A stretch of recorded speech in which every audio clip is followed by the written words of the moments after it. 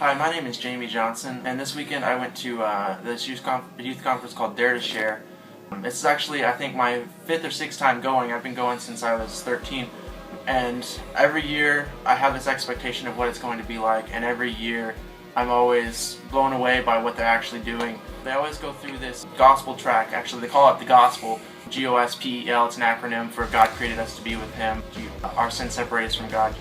Sins cannot be removed by good deeds alone.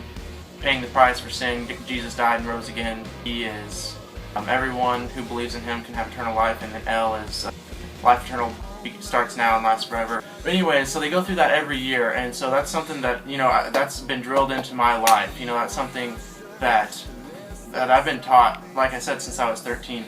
But this year, I went into another section with an adult leader program. One thing that I got out of that program, or that class, was they talked about the Apostle Paul and Timothy, and how the differences between the two of them, and how there was two different types of evangelism. There was the Apostle Paul type of evangelism, which is you're out there, you're go-getting it, you're neck deep up into the grime and the grit out there, serving God. And then there's the Timothy style, where you're staying back behind in the back lines and not necessarily setting up churches, but developing those churches and having those relationships deepen. Paul, I guess, put it simply, was more about widening. And Timothy, what he was really, really good at, what Paul entrusted Timothy to do, was to deepen their relationship with God. And I realized that even today there are those two different types of discipleship. That there's the Paul types that are out there. They're all about evangelism, which is awesome. Don't get me wrong. And then there's Timothy style, which is, I think, what I am. We're kind of laid back. We're not laid back. Stay back, kind of in the background, and we help disciple, newer Christians to have more of a loving, intimate relationship with them. So I realize that's kind of where I'm at. But at the same time, you can't be one and just be one. You have to have a little bit of both worlds. So that's kind of where I'm at. I realized after, what the biggest thing I think I got out of Dare2Share this year was I've got to be more of a go-getter instead of somebody who stays back and just does discipleship training, but someone who goes out there and does evangelism. Someone who's not just, helping people grow in their relationship to Christ, but also bringing people to Christ. So that was, like I said, that's one of the biggest things I got out of Dare2Share this year.